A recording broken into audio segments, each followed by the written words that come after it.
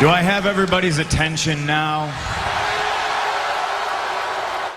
Yo les amis, c'est Catch-Attrape, la chaîne on parle catch. Aujourd'hui revue de NXT TakeOver Wargames qui s'est déroulé dans la nuit du dimanche 6 au lundi 7. Donc avant de commencer cette vidéo, j'aimerais vous demander de vous abonner, de liker, de commenter, de partager, très important pour développer cette chaîne. Et on va au devant des 150 abonnés avant la fin de l'année. Donc on commence avec le Wargames de type féminin, on finira par le masculin. De toute façon, le show commence par un Wargames, finit par un autre Wargames. Donc on commence tout de suite avec la team Blackheart qui est composée de Rhea Ripley, Io Shirai, Rhea Ripley, Io Shirai, Ember Moon.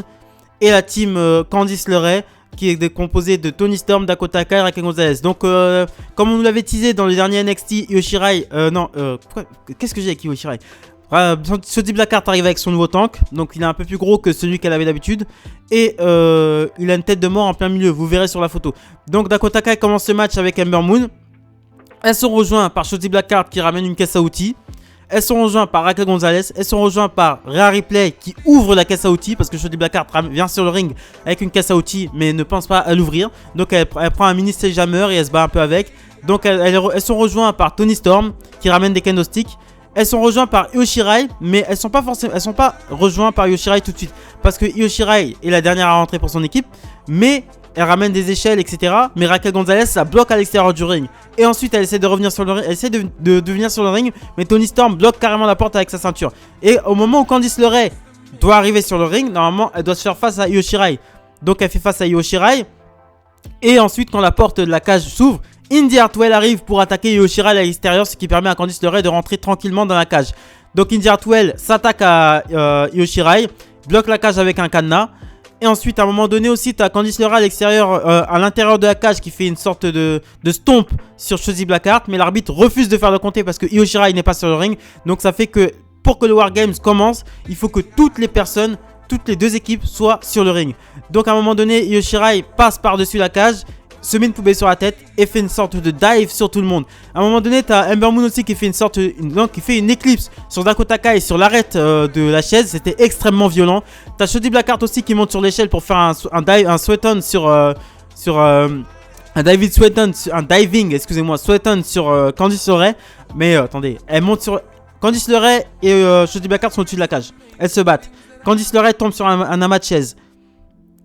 Qu'est-ce que Candice LeRae fait face caméra? Elle prend une chaise, elle se la met sur le bide quoi. Face caméra quoi.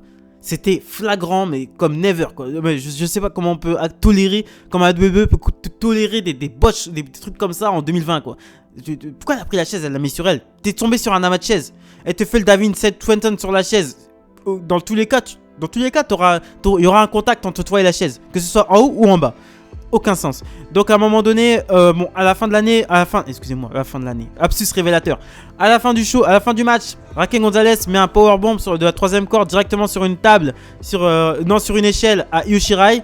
1, 2, 3, donc victoire des Heels, victoire de la team Candice LeRae, grâce au powerbomb de Gonzalez sur Io Shirai directement sur l'échelle. Et Gonzalez, à mon avis, c'est un petit spoil. Gonzalez ira affronter Io Shirai au prochain takeover parce que c'est elle que je vois vraiment construite très forte. On enchaîne ensuite avec un match qui m'intéressait énormément. Tommaso Ciampa contre Timothy Thatcher. Donc c'était un très bon match. Un match très au sol, un match très technique. Un match beaucoup stiff aussi parce que Timothy Thatcher a carrément saigné de l'oreille. Mais c'est Tommaso Ciampa qui s'impose naturellement avec son DDT Willow's Bell. On enchaîne ensuite avec un match, le strap match entre Dexter Lumis et Cameron Grimes. Cameron Grimes arrive avec son propre strap. Il demande à l'arbitre d'utiliser son strap. Il veut pas utiliser le strap que l'arbitre veut lui fournir. Et ensuite il attaque par surprise Dexter Lumis avant le match. Bon, le match, why not, vraiment why not. C'est le moment où tu vas aux toilettes pendant le show, t'as vu. À la fin, il y a un très bon enchaînement. Très bon enchaînement. Genre les 3 dernières minutes sont excellentes, hein, ça va dans tous les sens. Ça s'enchaîne, j'aime bien quand ça s'enchaîne, j'aime bien quand il y a des contres. Et le dernier contre, c'est que Dexter Lumis qui tire sur la corde de Cameron Grimes. Cameron Grimes qui s'explose sur l'arête, qui s'explose le crâne sur la chaise. Et ensuite Dexter Lumis saucissonne les jambes et en profite pour lui faire son slipper pour faire abandonner Cameron Grimes. Et ensuite remporter la victoire. Donc ces deux-là, à mon avis, ils en ont fini ensemble. On enchaîne ensuite avec le triple threat pour le match pour le titre nord-américain. Damon Price contre Leon Ruff Et on enchaîne ensuite avec le troisième match de la soirée, Damien Price, Leon Ruff contre Johnny Gargano. Donc Leon Ruff défendait son titre contre Damien Price et Gargano. Donc le centre de ce match, il y a une histoire qui a été racontée dans ce match. Cette histoire a été racontée par Damien Price, qui a très bien joué son rôle. Damien Price avait le cul pris entre deux chaises. Il voulait pas forcément frapper Leon Ruff, mais voulait gagner le titre nord-américain. Leon Ruff voulait prouver sa valeur à Johnny Gargano et à Damien Price. Donc ce qui fait que Leon Ruff s'est attaqué à Damien Price une fois. Damien Price lui a dit dégage, te mêle pas de mes histoires. Il a essayé de frapper Damien Price une deuxième fois. Price lui a redit de ne pas se mêler de ses histoires. Il a essayé une troisième fois, il s'est pris un Razor's Edge à travers les barricades. Il a été escorté en dehors du ring. Et ensuite, Johnny Gargano et Damien Price se retrouvent tout seuls sur le ring. Très bon échange entre les deux. Mais Leon Ruff revient à un moment donné. T'as aussi à un moment donné Gargano qui attache Damien Price au second ring pour pouvoir s'occuper de Leon Ruff. À un moment donné, t'as Damien Price qui est prêt à finir Johnny Gargano, mais plusieurs Ghostface qui ont coûté justement le titre à Damien Price à NXT TakeOver Halloween Havoc viennent s'attaquer à Damien Price. Price réussit à se débarrasser de tous les Ghostface. Et ensuite, Damien Price s'apprête à en finir avec Gargano une nouvelle fois avec son reckoning. Mais un dernier Ghostface vient mettre un coup de batte à Johnny Gargano derrière son dos, Damien Price derrière son dos. Damien Price passe out, tombe à l'extérieur du ring. Et ensuite Gargano en profite pour faire son One Final Beat DDT sur Leon Ruff pour la victoire. Johnny Gargano qui redevient champion nord-américain et qui devient pour la troisième fois champion nord-américain. Et le dernier Ghostface qui a donné le coup de bâton, le coup de batte de baseball à Damien Price n'est autre que Austin Theory qui fait son retour. Avec le main event of the evening, le Wargames féminin. Donc team The Undisputed Era, Adam Cole, Kyle O'Reilly, Bobby Fish, Roderick Strong contre les King of NXT, Pat McAfee, Pete Dunne, Oney Lorcan, Danny Burch. Donc c'est Kyle O'Reilly qui commence le match pour son équipe avec Pete Dunne. Ils sont rejoints par Oney Lorcan qui est le second à rentrer, avec Bobby Fish qui est le second à rentrer pour son équipe. Le troisième à rentrer est Danny Burch et qui ramène des battes de cricket. Voilà, petit hommage à l'Angleterre. À un moment donné, t'as Roderick Strong qui rentre à son tour.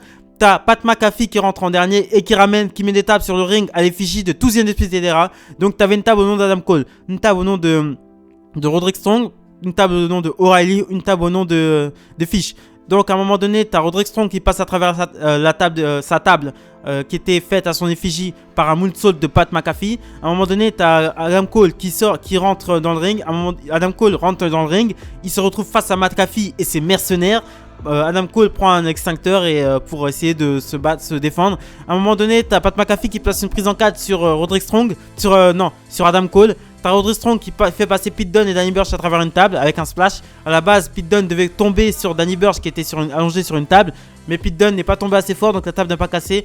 Mais pour éviter le loupé, t'as Roderick Strong qui a fait un splash, donc les trois sont passés à travers la table. À un moment donné, t'as Pat McAfee qui devient complètement fou, qui monte aussi au-dessus de tout en haut de la cage et qui passe un sweat-on du dessus de la cage sur tout le monde. À un moment donné, t'as Pat McAfee aussi qui se dégage du Panama Sunrise. T'as Kyle O'Reilly à un moment donné, c'est le final du match. Kyle O'Reilly est sur la troisième corde, il réussit à mettre son coup de genou de la troisième corde là. Sauf qu'il le fait sur Oney Lorcan qui avait une chaise sur la gueule. 1, 2, 3, victoire de The Undisputed Era qui confirme son règne du groupe numéro 1 à NXT. J'aime beaucoup Pat McAfee. J'aime énormément Pat McAfee. Il cherche pas, il est vraiment impérial. Il est très drôle dans ce qu'il fait. J'adore comment. C'est un très bon heel. Il parle très bien au micro. Ça se voit qu'il est très investi dans ce qu'il fait. Et franchement, c'est cool. C'est grave cool pour NXT. Bon, NXT TakeOver Wargames cette année, franchement, le match qui m'a plus plu, c'est Damien Price, Leon Ruff contre Gargano. Les deux Wargames, ils m'ont pas convaincu. Je sais pas pourquoi. Pourtant, le premier Wargames, pour moi, c'était le meilleur. Le premier, c'était le meilleur. Mais celui d'il y a 3 ans, là. Mais non, franchement, là, le Ciampa Thatcher était très bon. De très bonne facture, faut dire ce qui est. Mais les deux Wargames, franchement, ça m'a pas fait rêver, hein. Je sais pas, c'était très bon, hein. Sur le papier, c'est très bon. C'était toutes les cases étaient cochées. Mais il manquait ce petit truc, je sais pas, peut-être... je sais pas, l'éclairage du show n'était pas ouf. Je sais pas, je chipote un peu, mais l'éclairage, c'était pas éclairé comme je voulais, c'était trop sombre. Pour moi, c'était sombre, c'était terne, quoi. J'aime bien quand il y a des éclairages, quand il y a, je sais pas, il y avait pas d'éclairage, quoi. Je sais pas. Je sais pas, j'ai eu un problème avec ce show. Tout était bon, hein. J'ai pris beaucoup de plaisir à le regarder, mais je sais pas, l'éclairage, c'était sombre, c'était terne, je sais pas. Donc, je chipote pour l'ingé, donc je sais pas, je sais pas, j'avais un problème avec ce wargame. Donc voilà, likez, commentez, partagez, très important pour le développement de la chaîne. Demain, demain, review de Raw comme d'habitude. Likez, commentez, partagez, bientôt 150 abonnés. Merci les amis, bon début de semaine.